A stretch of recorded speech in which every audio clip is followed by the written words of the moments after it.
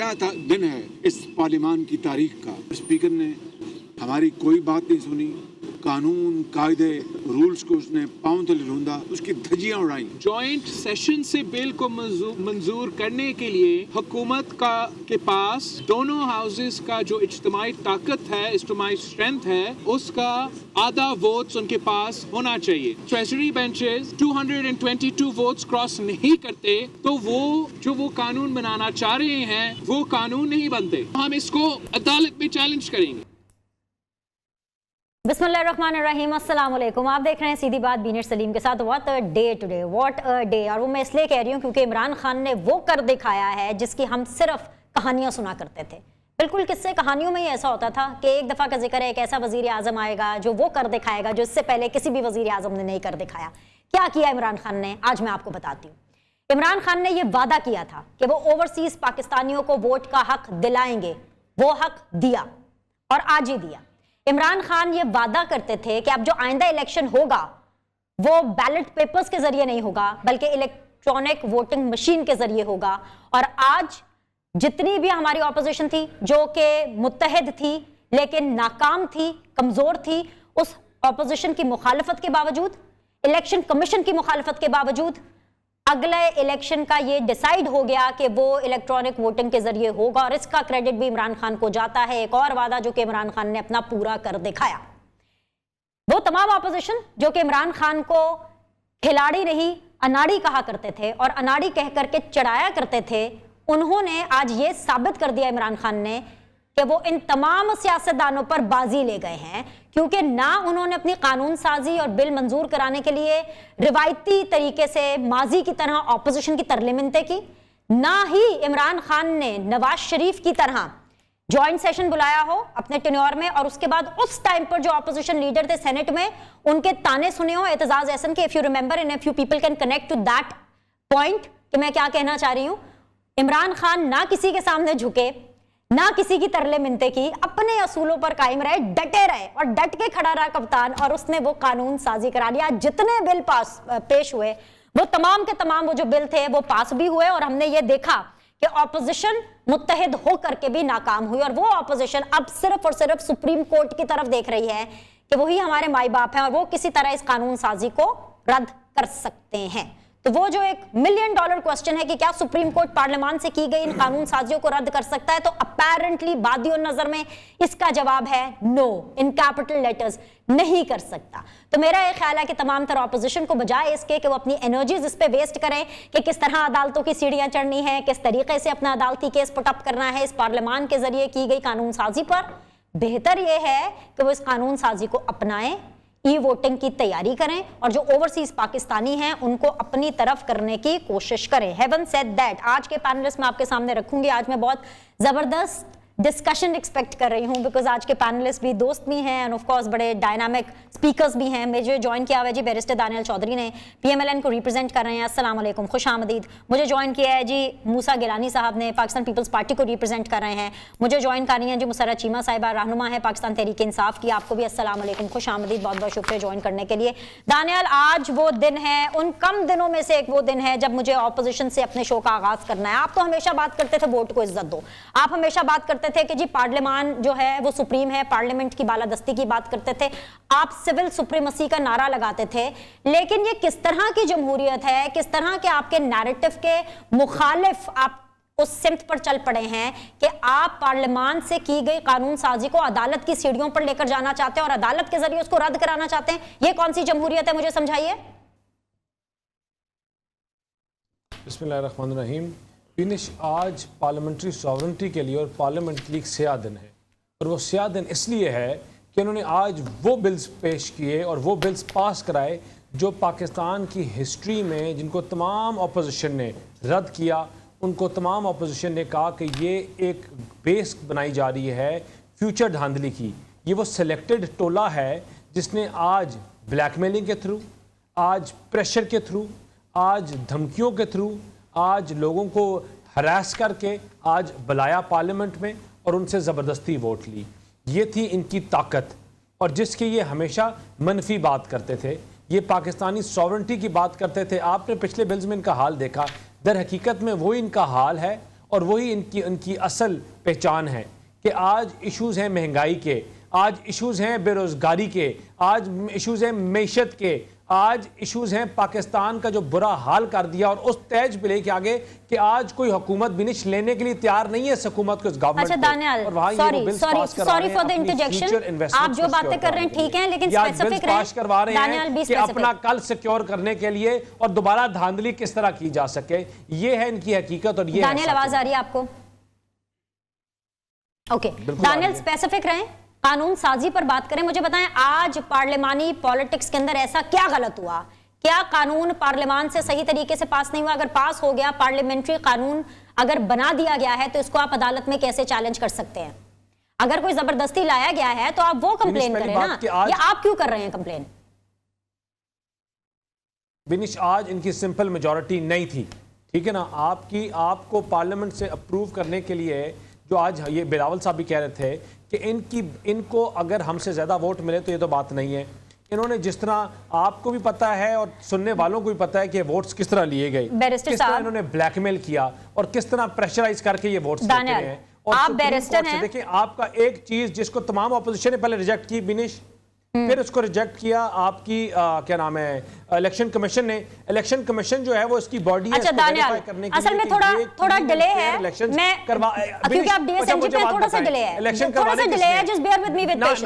ना इलेक्शन आपने करवाने हैं ना मैंने करवाने हैं, इलेक्शन कमीशन ने कराने हैं। जिस इदारे ने करवाने हैं उसने रिजेक्ट कर दिया, उसने फ्लॉज इनके दिखा दिए, उसने बताया 26-27 फ्लॉज इनको रेक्टिफाई करो और फिर आ जाओ वापस। इन्होंने क्या किया, इन्होंने उनको आंखें दिखाई, मुक्के दिखाए, दोबारा वही उंगलियां दिखाई जो कंटेनर्स के ऊपर खड़े होकर दिखाते थे, वही बातें की जो कंटेनर्स के ऊपर खड़े होकर जलाओ गिराओ, और आंखें दिखाने की बातें की, और इन्होंने अपना बिल पास करवाया। अच्छा। अपनी प्रेशर टैक्टिक्स के थ्रू। अच्छा, वन बाय वन चले ना, अपने झूठे जो जी वन बाय वन चलें। आई कंप्लीटली अंडरस्टैंड बिकॉज आप डीएसएनजी पे हैं, there is a slight delay in it, लेकिन प्लीज मेरे सामने रूल्स हैं, procedures at the joint sittings. ये देखिए मैंने फोन के ऊपर अपने रूल्स खोले में, इसमें कैटेगोरिकली रूल नंबर 4 अंग्रेजी में पढ़ देती हूँ, आपकी तो माशाल्लाह अंग्रेजी बहुत अच्छी है, और इसलिए पढ़ रही हूँ आपके लिए क्योंकि दानियाल आप बैरिस्टर हैं, मैं आपसे इस किस्म का लॉजिक एक्सपेक्ट नहीं कर रही थी कि आप मुझे देंगे। Subject to the constitution, all decisions at a joint sitting shall be taken by the votes of the majority. I repeat myself, votes of the majority of the members present and voting.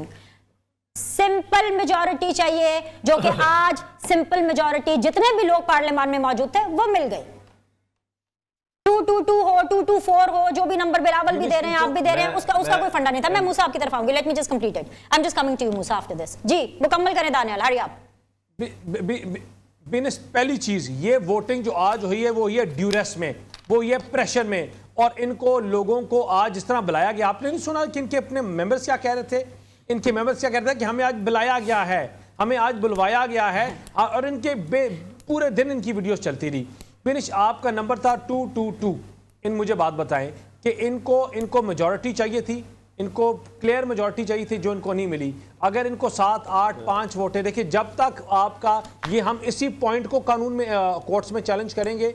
इन्होंने जो धांधली की है, जिस तरह इन्होंने voting count की है, जिस तरह लोगों के ऊपर प्रेशर डाला गया है, और बेसिकली अपने मफाद के लिए आप किस लेजिस्लेशन के अगेंस्ट आप जा सकते हैं कि जो इन्होंने अपने मफाद के लिए पास कराई है, एक बंदे को फेवर करती है, वो बंदा कौन है? इमरान खान। इन्होंने अपनी पार्टी और अपने आप को फेवर कराने के लिए ये इन्होंने बिल पेश कराया है। आपसे भी ज्यादा दानियाल, आपसे भी ज्यादा जो पार्लियामान की बातें करते हैं ना, जिनकी जमहूरियत कि मैं फैन हूं और जिस पार्टी से हमने जमहूरियत ज्यादा सीखी है, डेफिनेशन, वो मेरे साथ बैठे मुझे अलाउ कर दे, उनके ऊपर ज्यादा प्रेशर है। क्योंकि आज मूसा गिलानी साहब, पाकिस्तान पीपल्स पार्टी के 2 टेस्ट थे।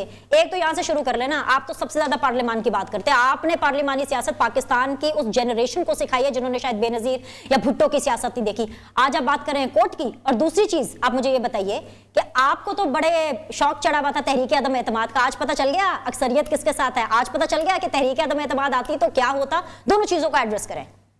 मुझे कह रहे हैं आप? जी जी, सबसे पहली बात तो बिनिश ये है कि जो रूल आप अपने फ़ोन पे दिखा रही हैं वो डिसीजंस के बारे में है। चीफ को एक्सटेंशन देनी है, उसका डिसीजन जॉइंट सेटिंग में आ गया, तो वो रूल्स, वो डिसीजंस हैं। पासिंग ऑफ द बिल का जो है और ऑथेंटिकेशन ऑफ द बिल का जो रूल है वो आर्टिकल 75 है, जिसका रूल नंबर 10 है। उसके अंदर लिखा हुआ है when a bill is passed in a joint sitting, मेरे भी फ़ोन पर है जैसे आपके फ़ोन पर है, और आपने मुझे जो भेजा था वो डिसीजंस का था, ये पासिंग ऑफ द बिल है।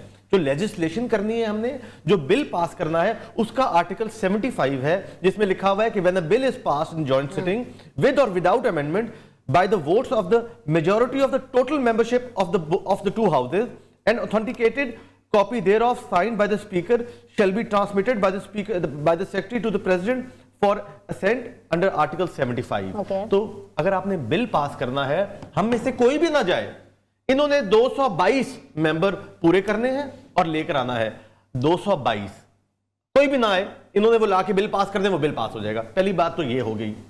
दूसरी बात, आपने यहां पर बात की है कि इन्होंने ना तरले किए हैं ना मिन्नतें की हैं। इमरान खान ने जिनके तरले करने थे ना, वो कई हैं तरले, वो हमें नजर आया कि किसके तरले किए हैं उसने जिसकी मिन्नतें करनी थी वो मिन्नतें हुई हैं, अपोजिशन की नहीं हुई। काश के इमरान खान हुकूमती नुमाइंदों की ऑपोजिशन, एक सेकंड आप मुझे, ऑपोजिशन बेंचेस के मेंबरान की मिन्नतें कर लेता तो वो ज्यादा बेहतर होता, क्योंकि वो हुकूमती नुमाइंदे हैं। तो प्रॉब्लम ये है कि इमरान खान ने जिनकी मिन्नतें करनी थी वो मिन्नतें की, और फिर दानियाल ने कहा कि लाया गया है, उनको बुलवाया गया है, बुलवाया नहीं गया। वो देखिए, इतने तो ये एक मजाक चलाते हैं ये कि वो एक क्या नाम है उसका, आमिर लियाकत साहब जो है जी, हम लाए गए हैं, जो लाते हैं वो हमें लाए गए हैं। मतलब हमें कुछ कहने की जरूरत ही नहीं है, हुकूमती अरकान खुद बता रहे हैं कि हम लाए गए हैं, जैसे जो लाते हैं हम लाए गए हैं।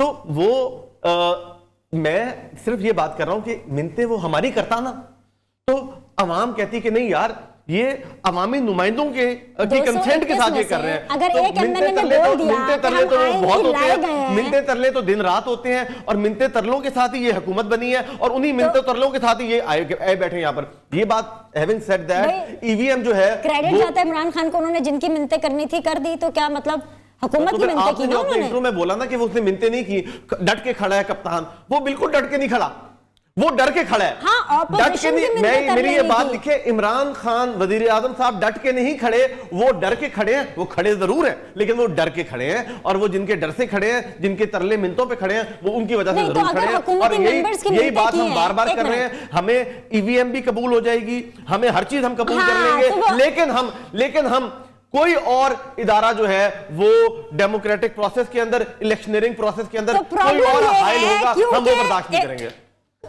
नहीं, आज कौन हाइल हो रहा है इस पूरे के पूरे डेमोक्रेटिक सिस्टम के आगे?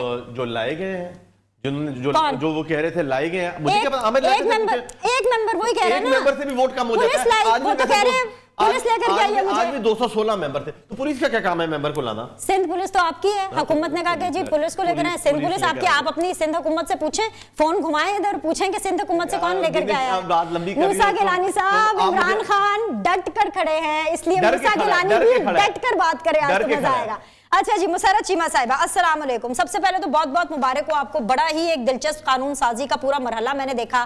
दिलचस्प मैं इसलिए कह रही हूँ कि 423 अरकाने असेंबली थे टोटल, 100+ लोग आप लगा लें कि जी विजिटर्स गैलरी में होंगे, तकरीबन 50-60 हमारे सहाफ़ी बरादरी भी होगी, जो कि डेफिनेटली प्रेस बॉक्स में, प्रेस गैलरी में मौजूद होगी, सिक्योरिटी एहलकार 100+ होंगे, तो लगभग आप ये अंदाजा कर लो कि अराउंड 600 पीपल होंगे जो कि नारे लगा रहे होंगे, बातें कर रहे होंगे। प्रेस गैलरी का माहौल ये होता है कि लोग फोन कर रहे होते हैं टिकट्स लिखवाने के लिए, इतना शोर गोगा होता है, और ऐवान के अंदर उस टाइम पर नारेबाजी हो रही थी जो कि अपने उरूज पर थे, इतनी ज्यादा थी कि बाबर अवान साहब को टूटियां कानों में डाल के अपनी बात मुकम्मल करनी पड़ी। लेकिन भाई hats off to the speaker Asad Qaiser साहब, उनको 21 तोपों की सलामी, और मैं कुर्बान जाऊं असद कैसर साहब के कानों के कि इतने शोर में भी उनको मे आई से यस, मे आई से नो, उनको यस सुनाई दे रहा था। सो द मैन पूरे पाकिस्तान में जिसके सबसे ज्यादा तेज कान है वो असद कैसर साहब है। तो आज तो असद कैसर साहब को आपको खिराजे तहसीन पेश करना चाहिए, क्योंकि कामयाबी हुकूमत की नहीं, स्पीकर असद कैसर साहब की हुई है।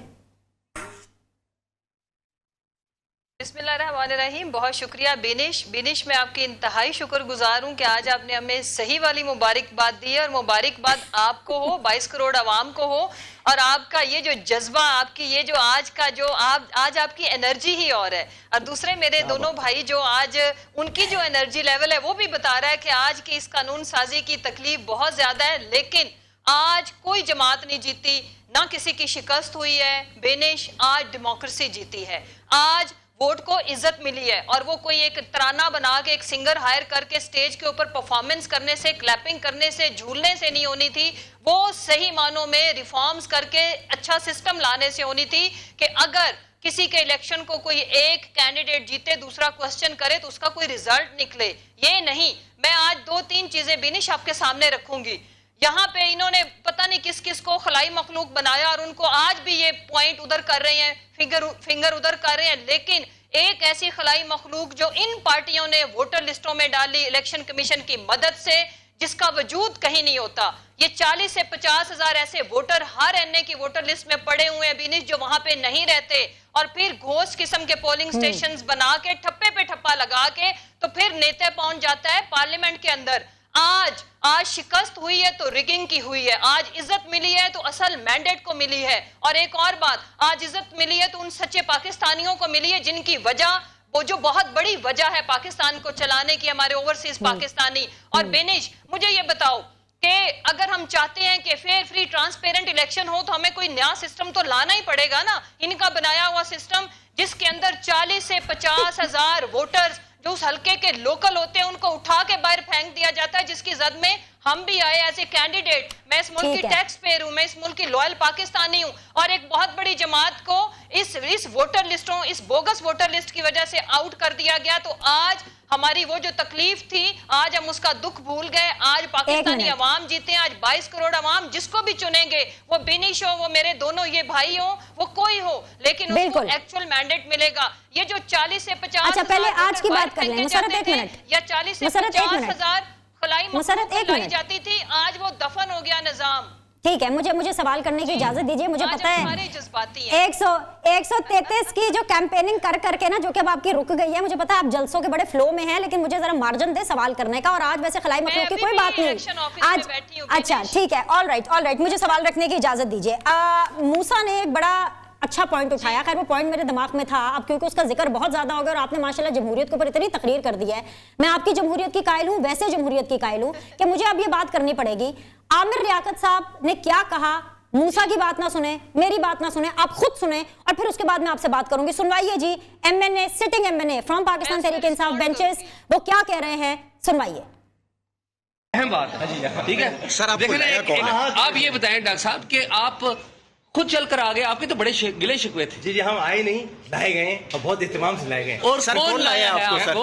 लाया कौन है? अच्छा, जो आए नहीं लाए गए हैं मुसर्रत चीमा साहिबा, आए नहीं लाए गए हैं। एक ही चावल चुना जाता है और आज का चावल आमिर लियाकत है। जवाब दीजिए, ये कौन सी जमहूरियत और कहां गई आपकी अददी अक्सरियत इस बयान के बाद? ये भी तो खलाई मखलूक ही हुई ना। सुन लो बिनिश, ही इज जो लाए हैं शो स्टॉपर। बिनिश सुनो, अब जवाब लो।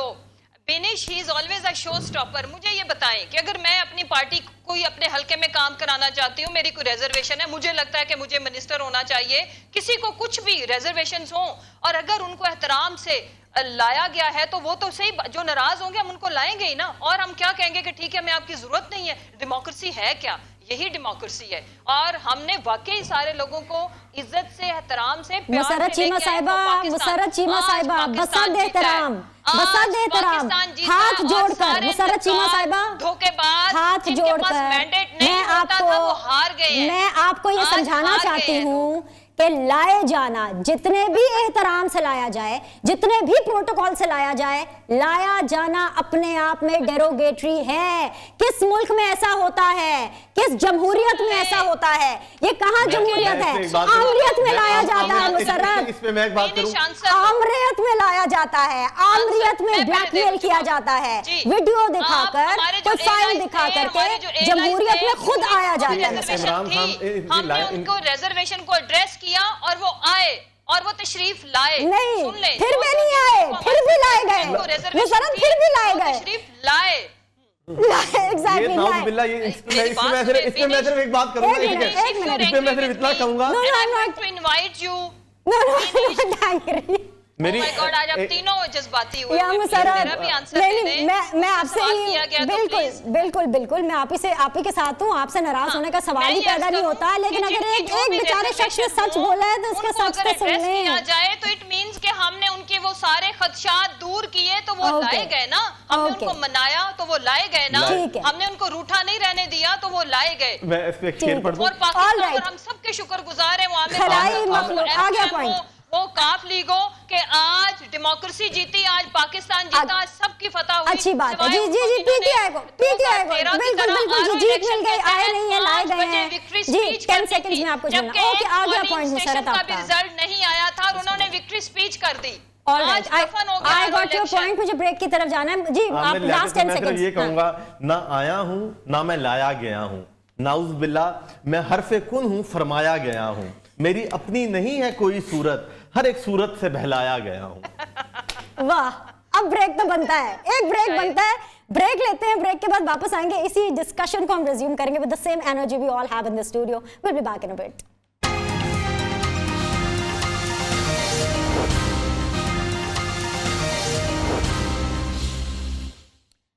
वेलकम बैक जी। बैरिस्टर दानियल चौधरी, मुसर्रत चीमा एंड मूसा गिलानी साहब मेरे साथ मौजूद है जी। बैरिस्टर साहब, यही से सिलसिले को आगे लेके जाऊंगी, बहुत सी बातें हुई, आई एम श्योर आप रिस्पॉन्ड करना चाहेंगे। दो चीजें मेरी भी साथ में जोड़ लीजिए।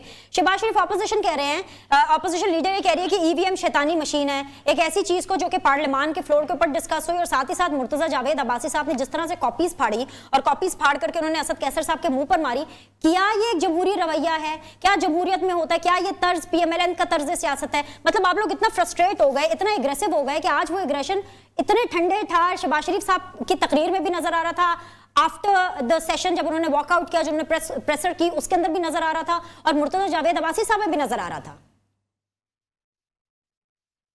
फिनिश पहले तो जिस मैं पहले कह रहा था कि यहाँ इन्होंने वोट्स फालतू गिनी, 5 से 6 वोटें फालतू गिनी, जिसको हम कर रहे हैं, चैलेंज करना चाह रहे हैं। दूसरा, हमने जब इनको आर्टिकल 10 का बताया स्पीकर को जॉइंट सेशन का, तो जिसमें 222 वोट्स होना ज़रूरी थी, उसको भी इन्होंने सेट असाइड, उसको भी इन्होंने कोई शय नहीं दी, और इन्होंने सिंपल रूल पढ़ के उसको कह दिया कि जी ऑल अप्रूव। ये पहले भी जॉइंट सेशंस होते रहे हैं और पहले भी इसका एक तरीका और तसलसल बनता रहा है। उसके अगेंस्ट जब हमने बात की तो speaker was not ready to listen to us. He was not a speaker for the parliament, he was speaker for the PTI government, और that is why we walked out। क्योंकि अगर हमारी सुनवाई करने के लिए वहाँ कोई स्पीकर बैठा ही नहीं है और किसी जमात का स्पीकर बैठा हुआ है, तो फिर उसी जमात को सुने और जाए, डेमोक्रेसी के साथ यही किया जाए, और जाए खुद करें, पास कराएं, बिल्स पास कराएं अकेले, जो ये पहले भी कर रहे हैं। फिनिश आज इन्होंने मुसर्रत साहिबा ने मुबारक दी 20 या 22 करोड़ अवाम को, जितनी भी इनके सामने है। आज पाकिस्तान की अवाम, लोग झोलियाँ भर भर के इनको बदवाएं दे रहे हैं। विनेश, जो आज आपका पेट्रोल बढ़ा है, जो आपका बिजली की कीमतें बढ़ी हैं, जो आपकी गैस नहीं मिल रही, 3 टाइम मुश्किलों से खाने बनाने के लिए मिल रही है, जो आपका 22,000 रुपया तनख्वाह लेने वाला अपने घर का बजट नहीं बना सकता, फिर इसे किस चीज़ की मुबारक दे रहे हैं? ये किस चीज़ की विक्ट्री सेलिब्रेट कर रहे हैं? इस चीज़ की कि अगले आने वाले इलेक्शन भी हम किस तरह रिग करेंगे और पाकिस्तान को कहाँ तक पहुँचाएंगे। आज ये जिस जगह ये पाकिस्तान को ले गए हैं, बिनिश, हमारी हिस्ट्री में मुल्क यहाँ नहीं पहुँचा, हमारी हिस्ट्री में हम डॉलर यहाँ नहीं पहुँचा। सब क्यों? इनके झूठों की वजह से, इनकी बैड मैनेजमेंट की वजह से, करप्शन की वजह से और बैड गवर्नेंस की वजह से। और आज वही इन्होंने फिर किया कि इन्होंने किसी जमात को ऑन बोर्ड नहीं लिया, इलेक्शन कमीशन को ऑन बोर्ड नहीं लिया, किसी जमात इलेक्शन कमीशन की ग्रीवेंसेस को हल नहीं किया।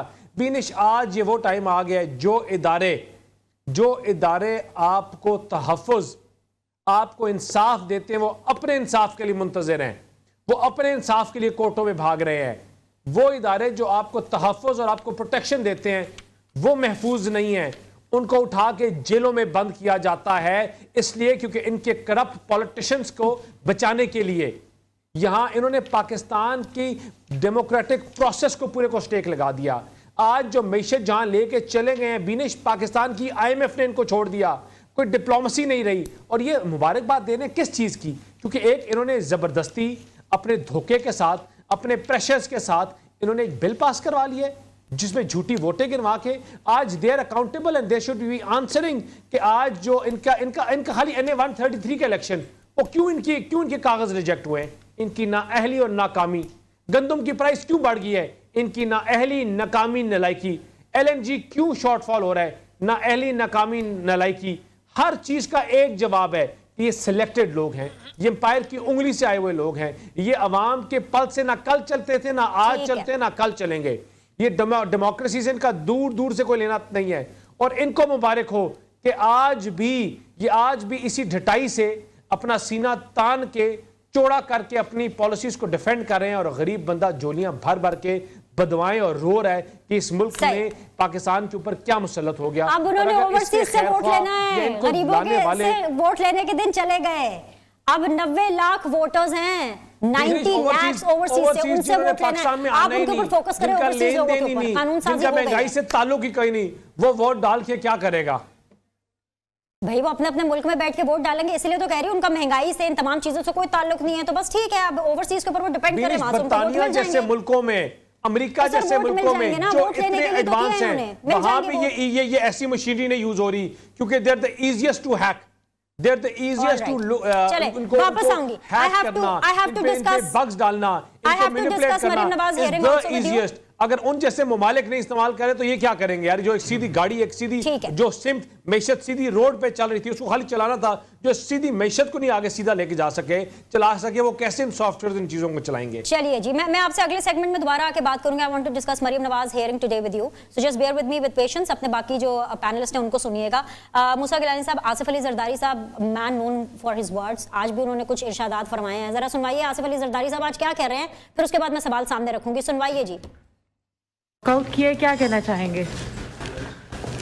जितना ये जोर लगा रहे हैं, इस बीज को लगा रहे हैं, उसका फल कोई और खाएगा, ये नहीं खाएगा। इमरान खान जिस बीज को लगाने में इतना जोर लगा रहे हैं, उसका फल ये नहीं खाएंगे, कोई और खाएंगे। तो भाई ये तो सदका जारिया है। आप इसके ऊपर भी इमरान खान पे तनकीद कर रहे हैं, तो अच्छी बात है कि अगर इमरान खान किसी चीज़ का बीज लगा रहे हैं और उसका फल एज पर आसिफ अली जरदारी वो नहीं खाने वाले, कोई और खाने वाला है। आप हो सकते हैं, PMLN हो सकती है, कोई भी हो सकता है, तो जैसे सदका जारिया, इस पर तनकीद क्या बनती है? अच्छा दिनेश, मैं इसकी बात ना आपको बड़ी क्लियर बात करूँ। हम ना, मैं जो हूँ ना बड़ा ग्राउंड रियलिटी के ऊपर रहता हूँ। मैं अभी मुल्तान अपनी कॉन्स्टिट्यूंसी से आ रहा हूँ, तो हमें ना ये जो मर्जी कर लें, 90 लाख वोटर ला के 9 करोड़ वोटर ला लें, इमरान खान बल्ले का निशान जो है वो इबरत का निशान है। अब आई स्वेयर वो इबरत का निशान बन चुका है। कोई शख्स वोट बल्ले को राय आमा नहीं डालेगी। आप ट्विटर, सोशल मीडिया, फेसबुक, ये जितने मर्जी ओवरसीज पाकिस्तानियों की वीडियोस लेकर आ जाएं और उनको दिखाएं कि हम बरतानिया में ये हो रहा है तो तुम बहुत बादशाहों वाली जिंदगी गुजारे हो, कुछ नहीं होगा। ये जो मर्जी कर लें। तो आसिफ अली जरदारी साहब ये कहते हैं कि इमरान खान ने वो फल खाना ही नहीं है, क्योंकि वो टाइम गुजर चुका है। यहाँ पर मैं एक और चीज़ ऐड कर दूँ, मैं बहुत ज़्यादा खिलाफ हूँ कोई किसी पर हमें गद्दारी पे, कोई किसी को गद्दार कह देता है, मतलब कोई किसी तोहमत लगा देता है, या कोई कहता है कि ये पहले नवाज शरीफ साहब को कहते थे कि ये इंडियन एजेंडे के ऊपर हैं, ये इस तरह कर रहे हैं। मैं ज़ाती तौर पे इसके बहुत खिलाफ हूँ। इमरान खान कहता था कि मोदी का यार है, हम कहते हैं कि ये उसका है, मैं इसके बहुत खिलाफ हूँ। लेकिन आज से हफ्ता 10 दिन पहले तक मैं ये इस बात पे सोचने पे मजबूर हो गया कि वाकई ही इमरान खान कोई वाकई ही एक थ्योरी है कि इमरान खान एक पपेट है जो कि पाकिस्तान से नहीं, ये कहीं बाहर से इम्प्लांटेड है, जो लाया गया है, और वो अपनी शराइत मनवाने के लिए, जो कि इंटरनेशनल लोग हैं, वो अपनी शराइत मनवाना चाहते हैं इमरान खान से। IMF के बारे में देख लें, मतलब हर वो चीज जिससे पाकिस्तान की आवाम का खून निचोड़ा जा रहा है, वो बिल इस शख्स से पास हुआ है। इस शख्स ने बुलडोज किया है, पास किया। हर वो शर्त IMF की मानी गई है। एक सेकंड, ये कहते थे कि हम FATF कर रहे हैं। मुझे बताएं कि FATF भी तो नहीं हुआ, हम वो भी ग्रे लिस्ट में है, तो वो तो डिप्लोमेटिक फेलियर है हमारा। मुझे बताएं, ये हमारी बहन बैठी है यहां पर, ये मुझे बताएं कि FATF हमने सारी शराइत मान ली, फिर भी हम क्यों नहीं निकले? That was the diplomatic failure हमारा।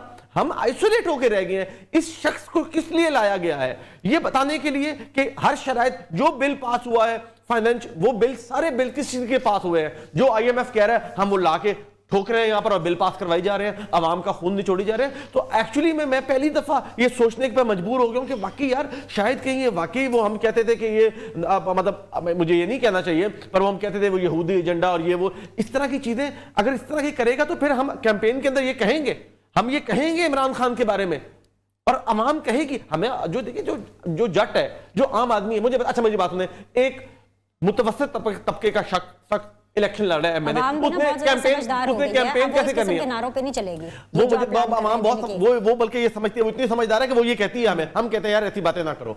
मुझे बताएं कि एक एमएनए इलेक्शन लड़ रहा है, वो अपना पोलिंग एजेंट बर्तानिया में किसको खड़ा करेगा?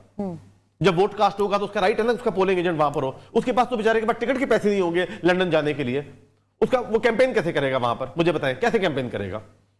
कैसे कैंपेन करेगा जो किसी देहात से इलेक्शन लड़ रहा है? वो कैसे कैंपेन करेगा अमेरिका में जाकर? टिकट बुक कराएगा, वहां पर कैंपेन करेगा कि आओ मुझे वोट दो, मैं आपके लिए ये करूंगा, मैं उस हल्के की। अवाम का नुमाइंदा जो होता है वो उस कॉन्स्टिट्यूएंसी का नुमाइंदा होता है। पाकिस्तान, मैं मुल्तान को रिप्रेजेंट करूंगा, मैं लाहौर को नहीं करूंगा, वरना तो पूरे पाकिस्तान से आप एक ही बंदा इलेक्शन लड़े, अपनी मर्जी से वो जितने वोट ले ले, फिर अपनी मर्जी से वो एमएनए तो चुन ले। तो ये वही बात है कि जो वोट है वो पेरिस में डलेगा और निकलेगा मुल्तान में। मुसर्रत चीमा साहिबा, ये जो बात है ना, ये बड़ी लॉजिकल बात है, इसके ऊपर आके मुझे बात करनी है जो आज बिलावल साहब ने भी किया, लेकिन एक ब्रेक लेने की इजाजत दीजिए। ब्रेक लेते हैं, ब्रेक के बाद वापस आएंगे, फाइनल राउंड ऑफ डिस्कशन होगा। Will be back in a bit.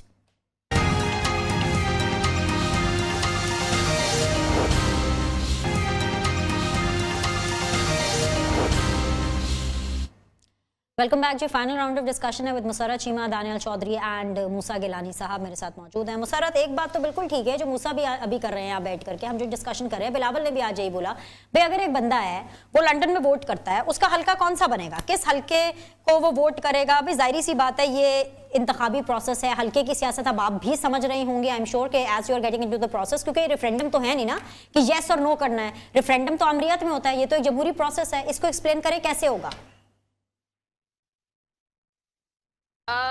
बेनिश, मुझे आपने थोड़ा सा टाइम देना है। पहले मेरे दोनों भाइयों ने जो बात की मैं उसके ऊपर जरूर रिस्पॉन्ड करूंगी। सबसे पहले तो पीपल्स पार्टी के मेरे भाई ने जो बात की बहुत पर्सनल की, किसी के मजहब के ऊपर किसी का एजेंट करार देना इंतहाई अफसोसनाक है, वो भी किसी नेशनल चैनल बिल्कुल नहीं कहा। और ये वो लोग हैं जिनको मैं जी कंप्लीट जो भी कहा पब्लिक ने सुना, प्लीज अब मेरी बात पे आप रिस्पॉन्ड मत करें, बाद में अपनी बारी पे करिएगा।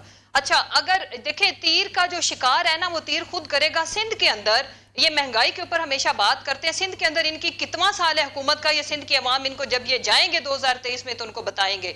आटा वहां पे महंगा, ये भी बड़ा जज्बाती होके इनके जो एलाइज हैं ऑपोजिशन के अंदर वो बात कर रहे थे, ये क्यों नहीं प्रोटेस्ट करते कि पूरे पाकिस्तान से सबसे ज्यादा महंगाई सिंध में क्यों है? आटा पंजाब से भी महंगा, बाकी तमाम सूबों से महंगा, तकरीबन 20 रुपए, दूध 20 से 25 रुपए लीटर महंगा, उसके ऊपर तो ये कोई बयानिया नहीं देते। उसके बाद यहाँ पे ये वो लोग हैं, अगर ये इतनी डिटाई के साथ चैनल्स के ऊपर बैठ के ये कह सकते हैं कि हमें अवाम इनको फारिग करेगी, तो इन्होंने तो जो इमदाद में मिलने वाली लोगों की इमदाद में मिलने वाले जो चीजें थी, तोहफे तहफ, वो भी ये वो पार्टी है जो घरों को ले गई थी। उसके बाद और लोगों की टांगों के साथ बॉम्ब बांध के, और मिस्टर 110% कौन है, जरा इनके लीडर का नाम आप टाइप करें तो आपको गूगल बताएगा कि उनकी डेफिनेशन क्या है। और हमें पपिट कोई ना कहे, हम 25 साल स्ट्रगल के बाद आए हैं, और बिलावल के पीछे खड़े होने वाले किस मुंह से किसी और को पपिट कह सकते हैं? वो जो कोई भी है वो पूरी दुनिया की अवाम और इस मुल्क के अवाम बहुत अच्छी तरह से डिसाइड उन्होंने पहले भी किया। मोहतरमा ने पूरे पाकिस्तान में उनकी गवर्नमेंट थी, इनके लीडर ने उसको एक सूबे तक किया, और इंशाल्लाह उनका बच्चा एक सूबे में भी नहीं रहने देगा जितनी अच्छी परफॉर्मेंस है उनकी। अब हम बात कर लेते हैं, ये जो मेरे भाई फरमा रहे थे कि इदारों के ऊपर ये अटैक करते हैं, ये नालायक है, ये जो भी है, इदारों के ऊपर अटैक आपकी वो लीडर करती हैं जब उसकी मर्जी के फैसले नहीं आते।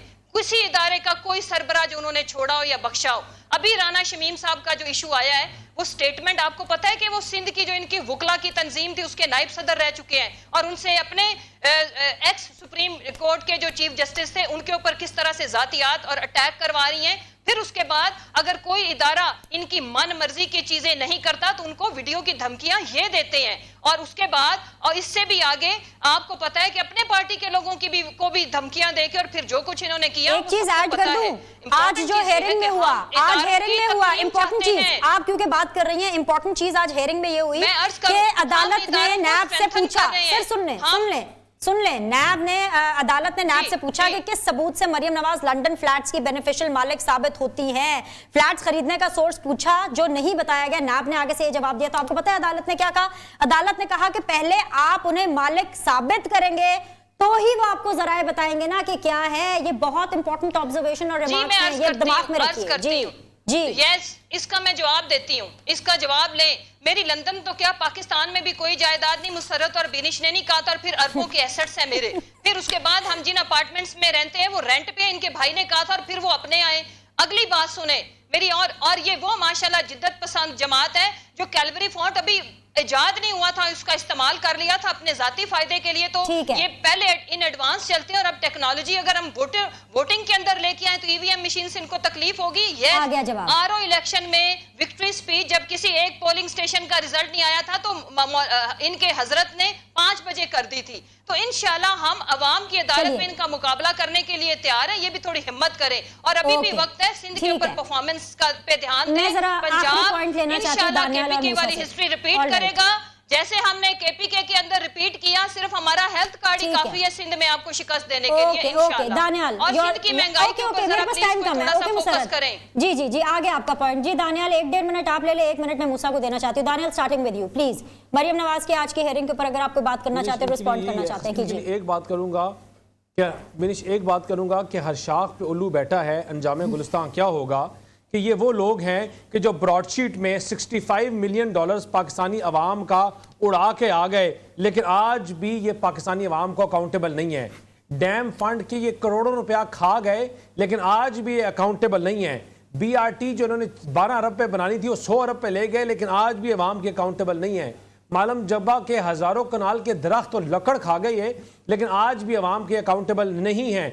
आज 20 मिलियन लोग बेरोजगार हो गए हैं और 15% लोग बिलो द पावर्टी लाइन हैं, और अनएम्प्लॉयमेंट पाकिस्तान की पीक पे चली गई है, लेकिन आज भी अकाउंटेबल नहीं है। ये अकाउंटेबल क्यों नहीं है?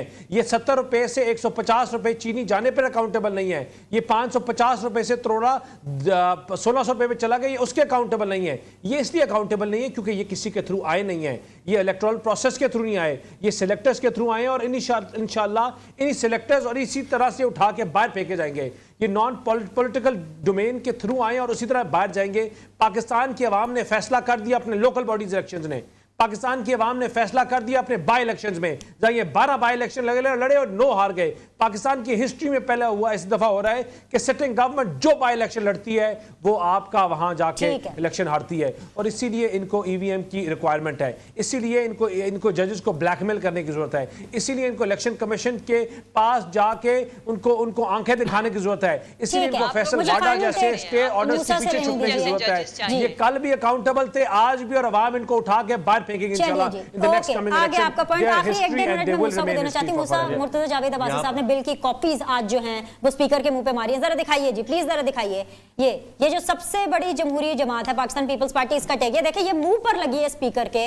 द स्पीकर जो कि कस्टोडियन ऑफ द हाउस होता है, ये मुर्तजा जावेद अब्बासी साहब जो कि डिप्टी स्पीकर रह चुके हैं PMLN की तरफ से। I mean like I just can't believe it कि how is going to justify this act. जी Musa, I want to have your take on this. देखिए, मैं सिर्फ इतना कहूंगा कि हमें पार्लियामान के तकद्दुस का ख्याल बिल्कुल रखना चाहिए, और हमें स्पीकर साहब के साथ बिल्कुल इस तरह की चीज़ें नहीं करनी चाहिए। लेकिन जब स्पीकर ही पार्टी, आपको पता है कि स्पीकर को सबसे पहले अपनी पार्टी की रुकनीत से मुस्ताफ़ी होना पड़ता है। जब वो स्पीकर बनता है उसे अनबायस्ड होना पड़ता है। स्पीकर ही जब बायस्ड हो जाता है तो मुंह पे मारना, ये बिल की कॉपी से ठीक है, दोनों तरफ इस तरह का मसला बन जाता है। मैं सिर्फ इतना कहूँगा आखिरी 1 मिनट में कि 1.5 साल रह गया है इलेक्शन। हम तो कोशिश कर रहे हैं कि पहले हो जाए, दुआएं मांग रहे हैं कि किसी तरीके से पहले हो जाए।